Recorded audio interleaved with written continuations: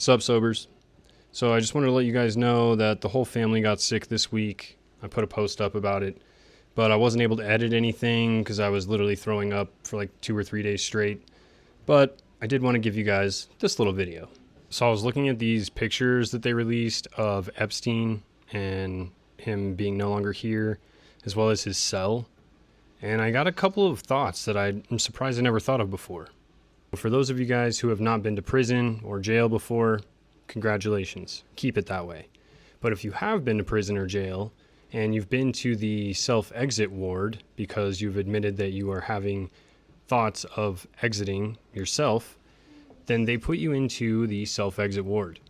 If you go into this ward, they strip you down and they put you into this vest thing that you can see Epstein is wearing right here.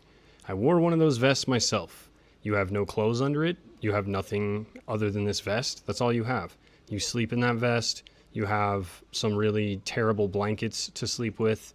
And then there's like a 1-inch pad. I wouldn't even call it a pad. It's so hardened to sleep on. But there's no orange jumpsuits. There's no orange anything. There is no clothing of any kind when you're in the self-exit ward. That's all you get is this vest. So then why is the cell that Epstein was in covered in orange jumpsuit stuff? Especially if he was in the S ward, then he would be in there completely naked wearing this vest thing, and same with anybody that was also in this ward, because that's the only thing you're allowed to wear, because they're worried that you might take your clothes and yourself. Also, just a little piece of advice, if you do go to jail or prison, don't tell them you're thinking about self-exiting, because it just makes it worse. But then I was thinking about just how peaceful Epstein looks in these photos. Like, he really does. He just looks like he's laying down, maybe sleeping, almost smirking. And it looks like there's a tear in his eye at the same time. Like, what's going on here? Also, what is this? Is he actively sweating? Do dead people sweat? I didn't know that. And I wasn't really too sure, so I looked into it because, well, I don't know anything about dying or death. But when you die, it is totally normal for your mouth to fall open because your mouth is no longer being held closed by the muscles that are in your face.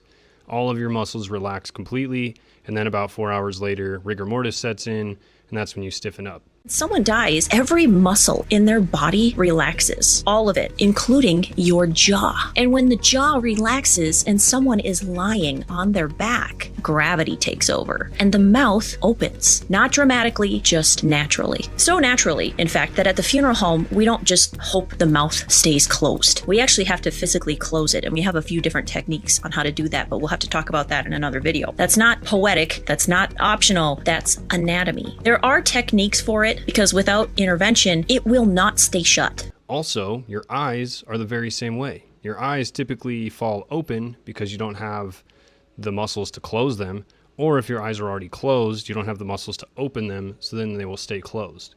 But typically, it takes more muscle to close your eyes than to open them, so when you pass away, they're more likely to open. You can close them, people can like physically close them for you, but typically they'll fall open.